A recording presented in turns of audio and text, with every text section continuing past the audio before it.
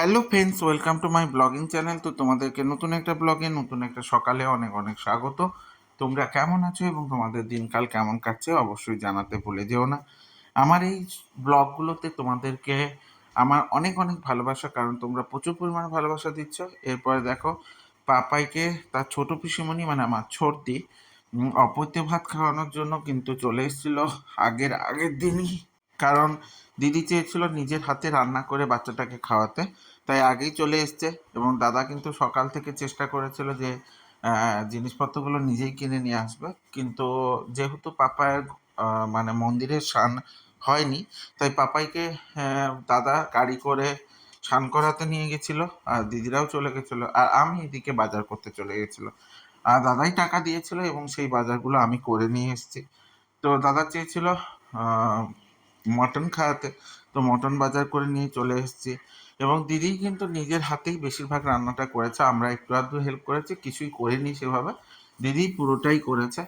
তো কাকিমা একটু হেল্প করে দিয়েছিল, এটাই বলতে পারি। তো দিদি অনেক কিছুই রান্না করেছে। আমি নিয়ে চলে এসেছিলাম মাটন, তার সঙ্গে পাবদা মাছ, চিংড়ি মাছ বা চিংড়া মাছ, যেটা গলদা চিংড়ি।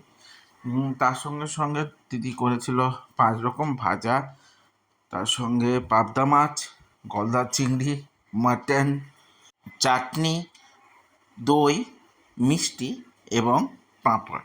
তো এরকম করে নিয়েছিল। আর আইসক্রিমটা ডিউ থেকে গেছিলো, কারণ আইসক্রিমটা আগে থেকে নিয়ে এলে গলে যাবে, এবং আমাদের ফ্রিজটা একটু গন্ডগোল করছিল বলে আমি আগে থেকে নিয়ে আসি। দেখো, অপৈতে ভাত খাওয়ানোর সময় দিদি কিন্তু পাপাইকে একটা সাহেবি জামা দিয়ে দিয়েছে, যেটা খুবই সুন্দর ছিল, পাপাইয়ের খুব পছন্দ হয়েছে। তো এই রিচুয়ালগুলো আমার ক্ষেত্রে এবং আমার ছেলের ক্ষেত্রে বা আমাদের পরিবারের ক্ষেত্রে অনেক গুরুত্বপূর্ণ। তোমরা জানো এই অনুষ্ঠানগুলো খুবই পরিমাণে গুরুত্বপূর্ণ। পাপায়ের মনে থাকবে এগুলো হচ্ছে একটা আশীর্বাদ, ভালোবাসাও বলতে পারো। তো অনেকেরই উপনয়ন হয়েছে, এই যে ছোট্ট ছোট্ট নিয়ম রীতি বা রিচুয়ালগুলো আছে, এগুলো অনেকেরই পালন হয়নি, আবার অনেকের হয়েছে। কার কেমনভাবে হয়েছে সেটা জানিও। দিদিও ব্লগ করে, দিদিও কিন্তু ভিডিও বানায়। তো দিদিও একটু তার মতো ভিডিও বানিয়ে নিচ্ছিল, আর আমরাও ভিডিও বানিয়ে নিচ্ছিলাম। এরপরে হচ্ছে যে মানুষটা বসছে, সেই মানুষটার কথা একটু না বললেই চলে না, কারণ ইনি হচ্ছে দিদির শাশুড়ি, মানে আমার মাসিমা এবং পাপায়ের ভালো ঠাম্মা। তো এরকম একটা ভালো ঠাম্মার টপিক কেন? আমার মা মানে পাপায়ের ঠাম্মা কিন্তু অসুস্থ ছিলেন, তাই ওকে কিন্তু কোলে নিতে পারতো না। তাই দিদি বাড়ি গেলে এই ঠাম্মার কাছে ওর অনেক আবদার ছিল, আর প্রচুর পরিমাণে কোলে ঘোরার একটা প্রবণতা ছিল। তাই আমরা কেউ ঠিক করে দিইনি, পাপাই নিজেই ঠিক করে নিয়েছিল এটা ছিল ভালো ঠাম্মা।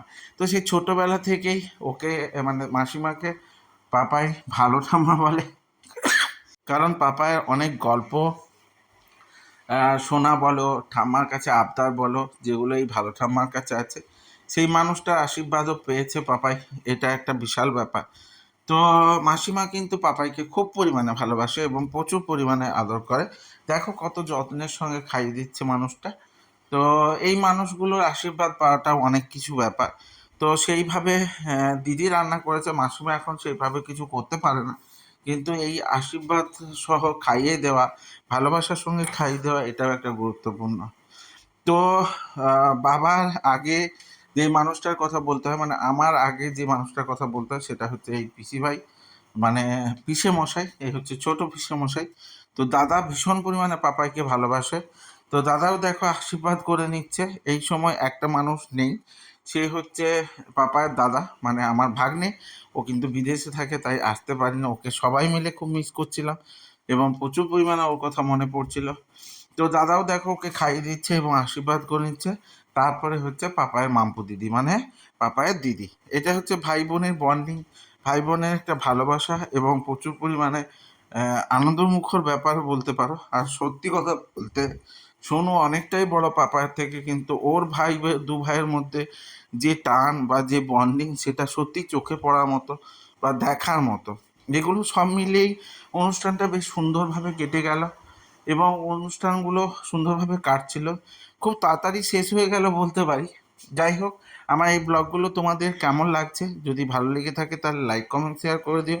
আর ইউটিউব থেকে যারা দেখবে তারা সাবস্ক্রাইব করে দিও এবং সাথে বেল আইকনটা ক্লিক করে দিতে ভুলে যেও না, যাতে আমার ভিডিওগুলো তোমাদের সামনে সবার প্রথমে চলে আসে। এইভাবে আমার সাথে থেকো, সঙ্গে থেকো, জুড়ে থেকো। দেখা হচ্ছে নতুন ব্লগে, নতুন সকালের সঙ্গে। ততক্ষণের জন্য ভালো থেকো। টাটা।